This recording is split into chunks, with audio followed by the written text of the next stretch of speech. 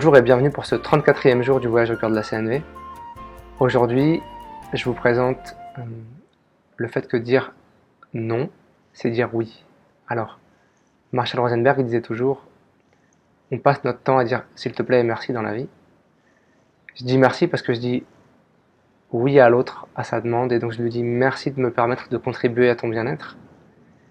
Et puis, je dis s'il te plaît parce que quand l'autre me dit sa demande, et que j'ai envie de lui dire non, en fait je lui dis s'il te plaît regarde qu'en moi il y a des besoins qui ne seraient pas satisfaits si je disais oui à ta demande maintenant.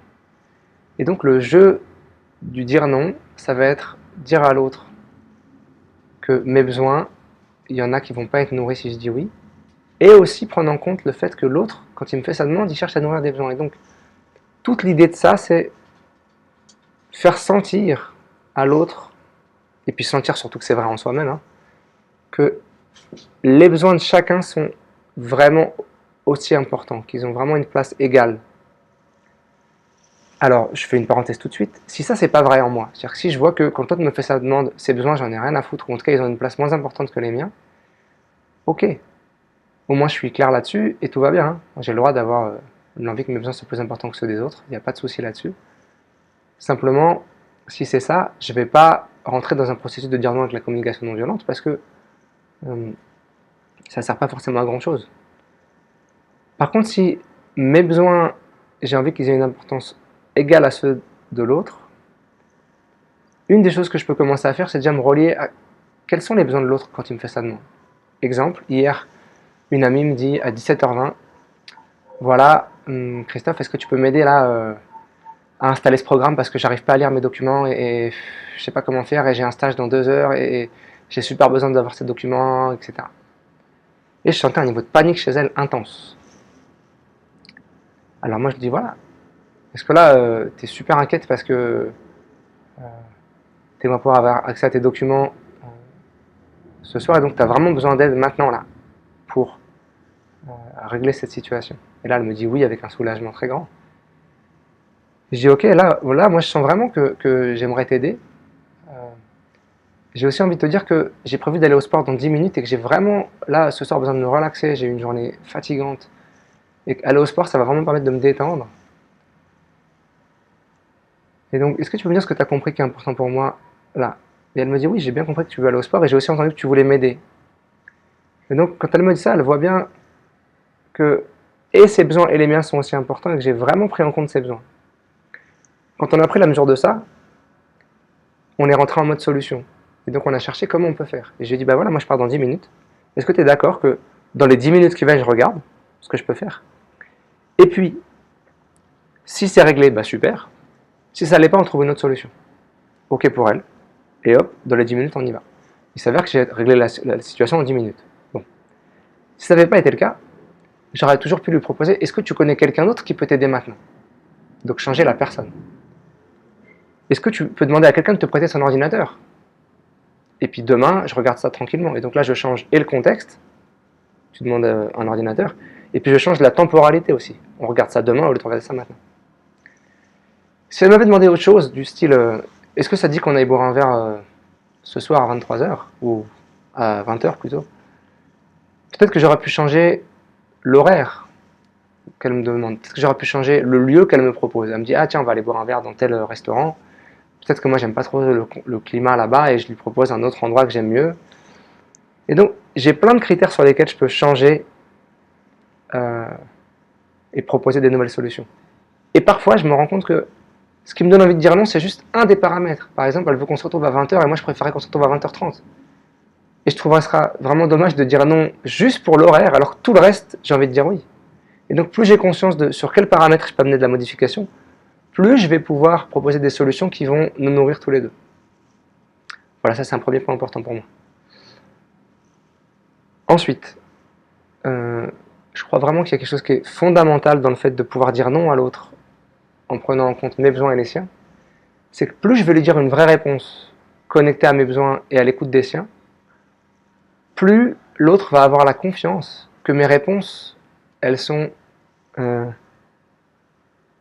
centrées, que mes réponses, elles sont ajustées à la réalité de ce que je vis et de ce que vit l'autre. Et donc ça va créer de la confiance, de l'intimité, l'autre va sentir que quand je dis oui, c'est un vrai oui. Quand je dis là, j'aimerais faire autre chose maintenant, est-ce qu'on peut trouver une autre solution? C'est vraiment parce que là, j'ai envie de prendre soin de quelque chose. Donc, ça crée vraiment une relation plus profonde. Et je crois vraiment que ça, c'est précieux. Et surtout, cette profondeur, ça veut dire que l'autre, peut-être, va s'autoriser aussi à me donner des vraies réponses. Et donc là, on se fait un super cadeau, on se fait le cadeau de l'honnêteté. Le dernier point que j'ai envie d'aborder maintenant, qui est très important pour moi, c'est de vérifier mon intention. On en a déjà parlé dans des vidéos précédentes, puis on en reparlera. Mais si quand je donne ma réponse à l'autre, je suis dans une forme mécanique de réponse, exemple, oui, donc est-ce que là tu te sens comme ça parce que tu as besoin de ça? Oui, c'est ça. Alors là, ouais, j'entends bien ton besoin, mais en même temps, je voudrais te dire que moi, là, j'ai besoin de ça. Et là, je suis dans un truc mécanique, j'ai appris qu'il fallait d'abord que j'écoute avec empathie ce qui se passe chez l'autre, puis après que je lui dise de quoi j'ai besoin, puis après que je trouve une solution. Et il n'y a plus la connexion. Et le risque de ça, c'est que, en fait, je le fasse pas avec mon cœur, mais avec ma tête. Que je le fasse juste parce que je crois qu'il faut absolument que je sois en train de me comporter d'une certaine manière quand l'autre me fait une demande. Si quand l'autre il me fait une demande, j'ai juste envie de répondre non, sans prendre le temps d'une réponse qui se connecte aux besoins de l'autre, alors je peux lui répondre non. Il n'y a pas de souci là-dessus. Bien sûr que ça a des conséquences. Simplement, j'ai pas à me mettre l'obligation de toujours être en train d'incarner la CNV, toujours en train de faire je sais pas quoi. Et quoi qu'il en soit, si je suis en train de faire semblant, l'autre va le sentir. Et donc on va le payer.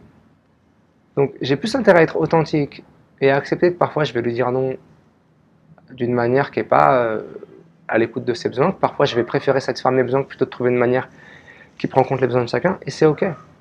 C'est ok. J'ai le droit de vivre ça. Voilà, ça pour moi c'était important de le dire. Ce que je vous invite à faire aujourd'hui, c'est pratiquer simplement. C'est pratiquer quand l'autre vous fait une demande, déjà vérifier quelle est votre intention avant de répondre. Et puis, est-ce que dans ce moment, vos besoins et ceux des autres, ils sont de la même importance? Et si oui, vous connectez à ce qui se passe chez l'autre. Vérifiez si ce qui se passe chez l'autre, c'est bien ce que vous imaginez.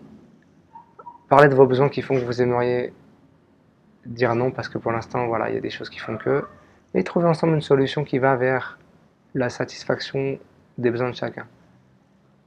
Voilà. Je vous souhaite une très belle journée. Je vous dis à demain pour la 35e journée de notre voyage au cœur de la CNV. Merci d'avoir regardé cette vidéo. J'espère qu'elle vous a plu. Si c'est le cas, merci de cliquer sur j'aime juste en dessous et de la partager avec qui vous voudrez. Vous pouvez aussi me laisser des commentaires, bien évidemment, je les lirai avec grand plaisir.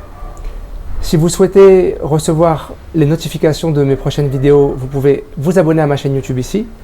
Si vous souhaitez visiter mon site, c'est juste là, vous y verrez mon agenda avec toutes mes activités de communication non violente et de danse.